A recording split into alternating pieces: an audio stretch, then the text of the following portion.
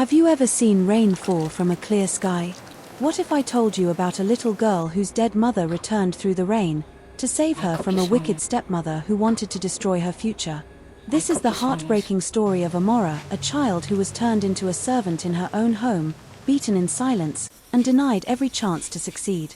But when everyone thought her life was over, something impossible began to happen. Each time she cried, the rain came.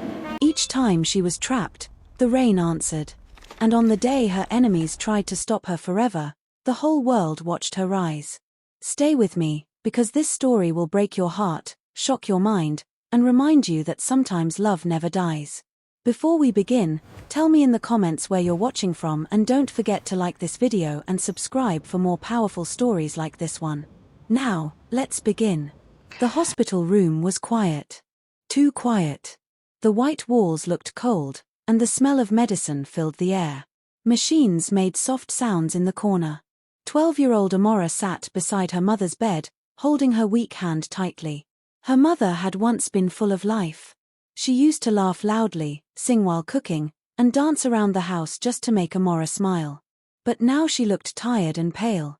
Amora's eyes were red from crying. "Mama," she whispered. "When are we going home?" Her mother slowly opened her eyes. Even in pain, her smile was gentle. "My sweet Amora," she said softly. Amora moved closer. "Yes, Mama." Her mother touched her cheek with shaking fingers. "You are the best thing that ever happened to me." Tears rolled down Amora's face. "Please don't talk like that," she said quickly. "You will get better. The doctor said you need rest." Her mother gave a small smile. There are some journeys doctors cannot stop. Amora did not fully understand, but fear entered her heart. "No," she whispered. "Please don't leave me." Her mother squeezed her hand weakly. "Listen to me carefully," she said. "I may not always be where you can see me, but I will never leave you." Amora cried harder. "I need you, Mama. And you will always have me," her mother said. "Whenever the rain falls, know that I am near." Amora looked confused. "The rain?" "Yes," her mother said. "When life becomes hard, when your heart feels broken, when you feel alone, listen to the rain. I will be there." The hospital door opened. A nurse stepped in quietly and looked at Amora's father. He stood near the window, silent and broken. "Sir," the nurse said gently. He nodded but could not speak. Amora turned back to her mother. "Mama, please come home with us," she begged. Her mother's eyes filled with tears. "I wish I could." Then she kissed Amora's forehead. "Be brave. Be kind. And never let pain steal your future." Those were the last clear words she spoke. That night, Amora's mother passed away. The funeral was full of people. Family members cried. Neighbors spoke in low voices. Women sang sad songs. But Amora heard none of it clearly. She stood like a statue beside the coffin, staring at the flowers. It felt unreal. How could someone so full of love be gone? After the burial, the house became empty. No more singing in the kitchen. No more warm hugs before school. No more laughter. Even the walls felt sad. Amora's father changed too. He spoke less. He left for work early and came back late.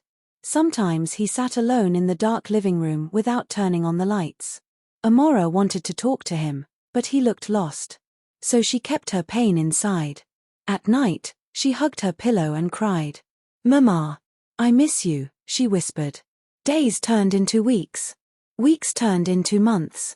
One evening, Amora sat by the window while dark clouds covered the sky. Then rain began to fall. Softly at first. Tap, tap, tap. She remembered her mother's words. "Whenever the rain falls, know that I am near." Amora stood slowly and walked closer to the window. The strange thing was this. The sky above the street looked dry. The neighbor's roof was dry. The road outside was dry. But rain was falling only on her bedroom window. Her heart began to beat fast. "Mama," she whispered. A warm breeze touched her face. The room suddenly smelled like her mother's favorite perfume. Jasmine. Amora's eyes widened. Then she heard a soft voice. Not loud. Not scary. Gentle. "I am here, my child."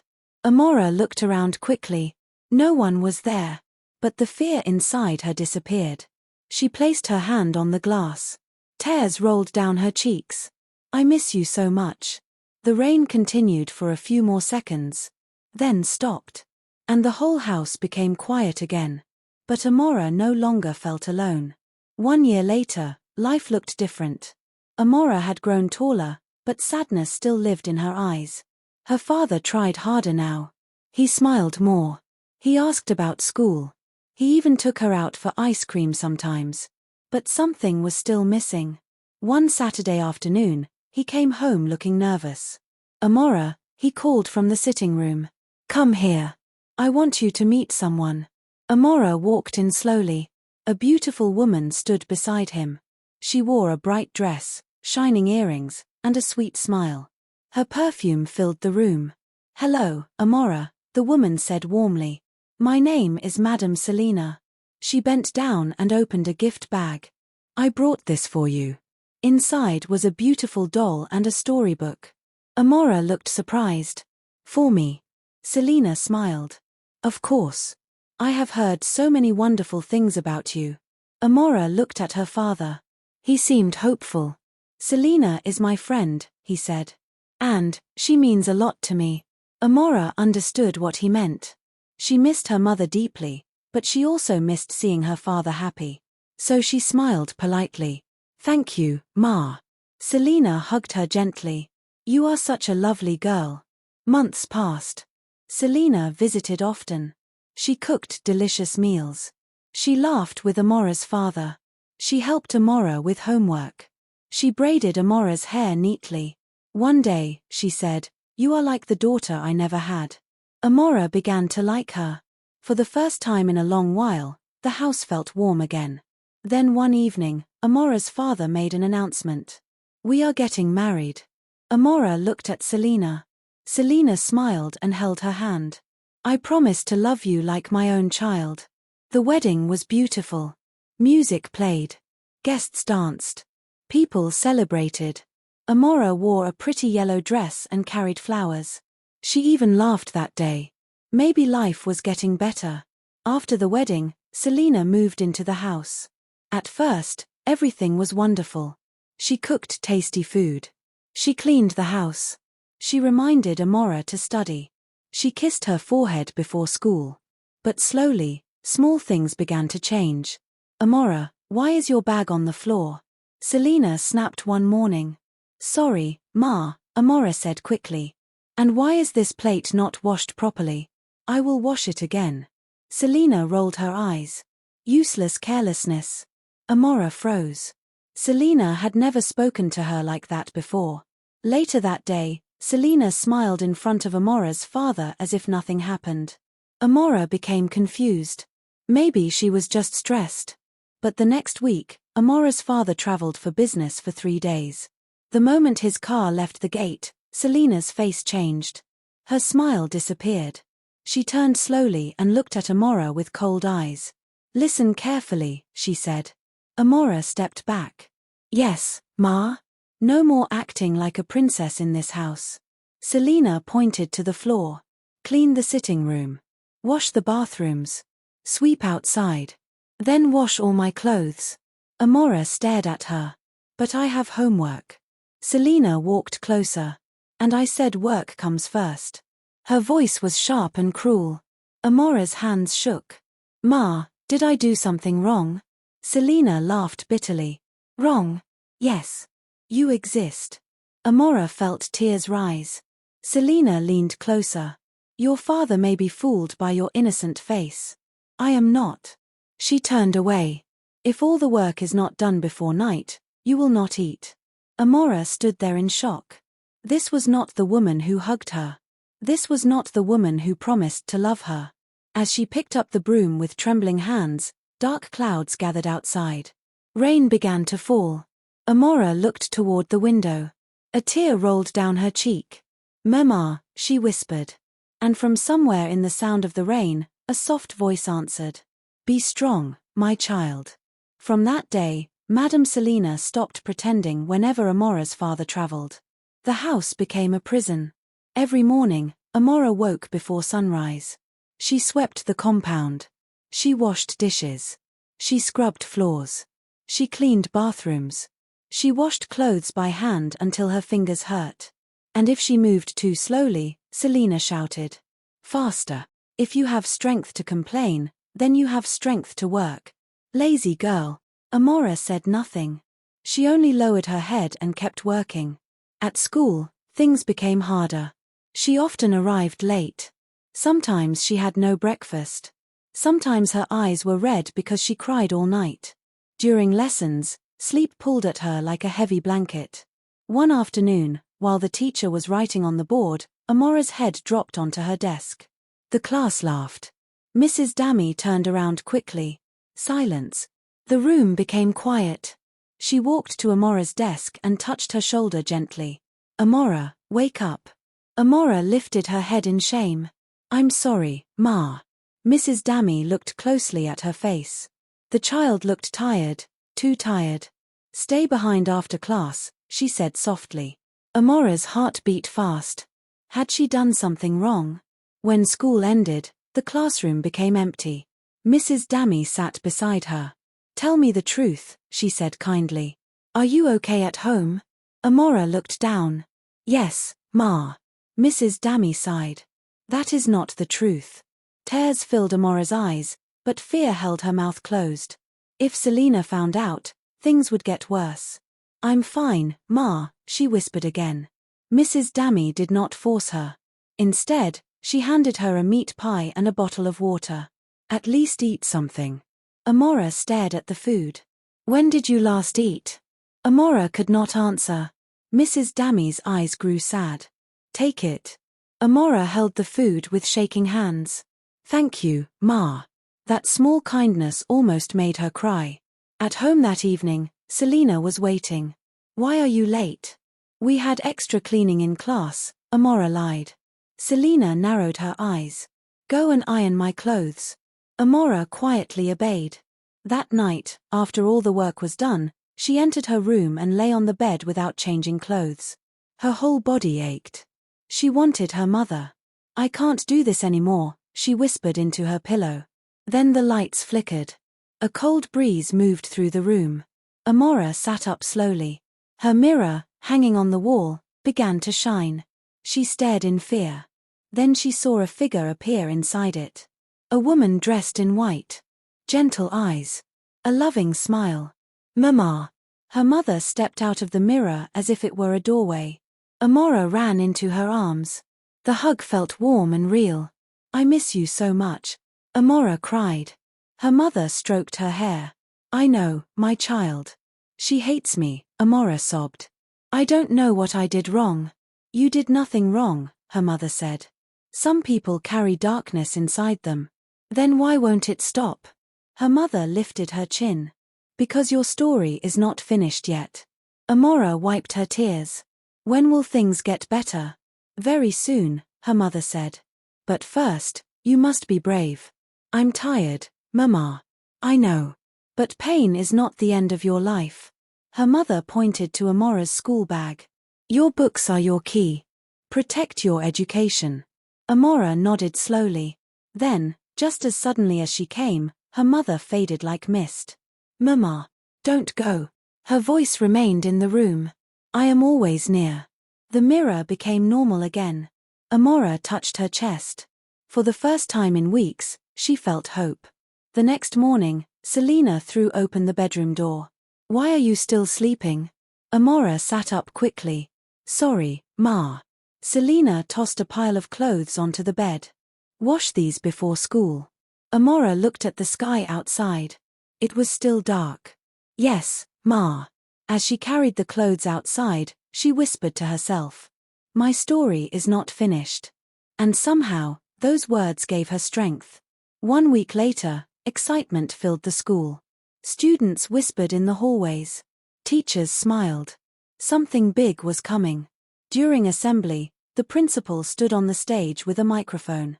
"Students," he announced, "this year our school has been invited to the National Genius Challenge." The children cheered loudly. The winner will receive a full scholarship, a cash prize, and national recognition. Everyone became even louder. Amora listened quietly. A chance like that could change someone's whole life. The principal continued. Only one student will represent this school. The crowd became silent. He looked toward the teachers. Mrs. Dammy stepped forward with an envelope. She opened it and smiled. The student we have chosen is Amora. The hall exploded with surprise. Some students clapped. Others gasped. Amora froze where she stood. Me. Mrs. Dammy nodded proudly. Yes, you. Her classmates turned to look at her. Amora slowly walked to the front. Her legs felt weak. The principal shook her hand. Do us proud. She could barely speak. Thank you, sir. After school, Mrs. Dammy called her aside. You deserve this chance. But there are smarter students, Amora said. Mrs. Dammy smiled. Intelligence is not only in books. It is also in courage, discipline, and heart. Amora's eyes filled with tears. No one has ever said that to me before. Then listen carefully, Mrs. Dammy said. You can win this. For the first time, Amora believed it might be true. She ran home with joy burning inside her. Maybe this was the breakthrough her mother promised. She found Selina in the sitting room. Auntie Selina, Amora said excitedly. I was chosen for a national competition. If I win, I get a scholarship and prize money. Selina's smile disappeared instantly. A what? A school competition. Before she could finish, Selina slapped her hard across the face. Amora stumbled backward in shock. You foolish girl. Selina shouted. Amora held her cheek. What did I do? Who told you to enter any competition? The school chose me. Selina stepped closer. You think you are special now? No, Ma.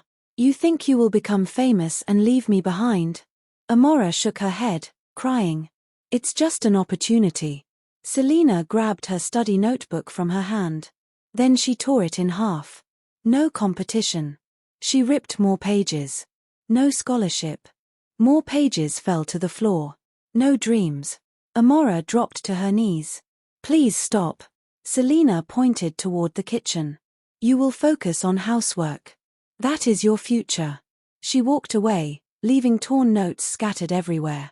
Amora picked up the pieces with trembling hands. Tears fell onto the paper. That evening, there was a soft knock on the back gate. Amora opened it quietly. It was Mrs. Dammy. She looked concerned. You did not come for practice. Amora showed her the torn notes. Mrs. Dammy's face hardened. She did this. Amora nodded. Mrs. Dammy took a deep breath. Listen to me. We will not give up. But how? You will stay after school every day. We will study in secret. Amora stared at her. You would do that for me. Mrs. Dammy smiled. Some children only need one person to believe in them. Amora began to cry again, but this time from gratitude. Thank you, Ma. For the next 2 weeks, Amora studied after school. Maths, English, current affairs, science, public speaking. Mrs. Dammy trained her with patience and care. You are brilliant, she said often. At home, Amora pretended she had extra lessons. Selina grumbled but allowed it. One Friday evening, Amora returned early and stopped outside the sitting room. Inside, Selina was on the phone. Yes, Selina said with a low laugh. Let her go. I already have a plan for the night before. Amora's blood ran cold. A plan? She moved closer to the door. Selina continued. She will never reach that competition hall. Amora covered her mouth in fear. Then Selina turned suddenly and saw her shadow under the door. Who is there? Amora ran. Her heart pounded wildly. She locked herself in her room. Outside, thunder rolled across the sky. And from the first drop of rain, she heard the whisper she knew so well. Be ready. The competition was only 1 day away. All evening, Amora's heart beat with fear. She could not forget what she had heard Selina say on the phone. She will never reach that competition hall. What did Selina mean? Would she hide her clothes? Would she lock the gate? Would she tell lies to her father? Amora sat on her bed, hugging her books. Outside, dark clouds covered the sky. Thunder growled in the distance. She whispered, "Mama, please help me." There was a knock on her door. Before she could answer, Selina entered with a smile. It was the same sweet smile she used in front of other people. "Amora," she said softly, "why are you hiding here?" Amora stood up carefully. "I was reading, Ma." Selina walked closer. "I have been thinking." Amora said nothing. "Maybe I was too hard on you." She held out a plate of rice and chicken. "I brought you dinner." Amora stared at the food. This was strange. Selina had never brought her food kindly before. "Thank you, Ma," she said slowly. Selina touched her shoulder. "You should sleep early. Tomorrow is important." Then she left.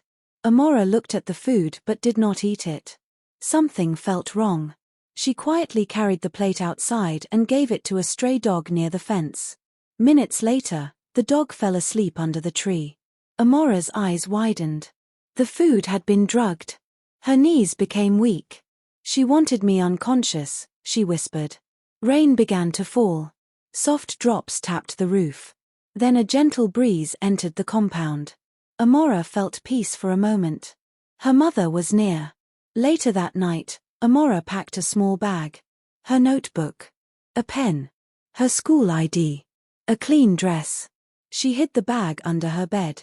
At midnight, the house became silent. She decided to sleep for only a short while. But just as she closed her eyes, click. Her bedroom door opened. Selina stood there holding a flashlight. "Come with me," she said coldly. Amora sat up.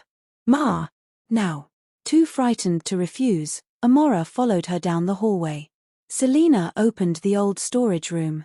It was dark, dusty, and full of broken chairs. "Go inside." Amora stepped back. "Please, Ma, what did I do?" Selina's face twisted with anger. "You thought you could disobey me." "No, Ma. You thought you could become something greater than me." "That's not true." Selina pushed her inside. "You will stay here until tomorrow evening. Please." "The competition." Selina laughed. "Exactly." She slammed the door shut. Then Amora heard the key turn. Click. Amora rushed to the door. "Please open it. Please." No answer. Only footsteps walking away. The room was pitch dark. Cobwebs touched her arms. Rats moved somewhere in the corner. Amora sank to the floor and cried. All the studying. All the hope. All the pain. Was it ending like this? She looked upward through tears. "Mama, I can't do this." Thunder shook the house. Then lightning flashed through a small crack in the wall. The wind grew stronger. Rain pounded the roof. Suddenly, water began to drip from above. Then pour. Then rush. The room flooded with rainwater faster than it should have. Amora stood in shock. The old wooden shelves fell aside. The locked door shook violently. Once. Twice. Then burst open. She gasped. In the sound of the storm, a soft voice whispered, "Run now. Mama." Amora grabbed her hidden bag from where Selina had thrown it inside after her. She ran barefoot through the corridor. As she reached the front door, Selina appeared at the stairs. "Stop her." But there was no one else in the house. Amora pulled the bolt and raced outside into the storm. Rain covered her like a shield. She ran through muddy streets, her feet hitting stones, her dress soaked, her breath burning. Behind her, headlights flashed. Selina had entered the car. The engine roared. "She's following me." Amora ran faster. At the junction, a fallen tree branch blocked the road. Selina's car stopped with a loud screech. Amora did not look back. She kept running until bright lights appeared ahead. The competition venue. She had made it. The National Genius Challenge was being held in a grand hall filled with students, parents, teachers, and cameras. Children arrived in neat uniforms and polished shoes. Some came with bodyguards.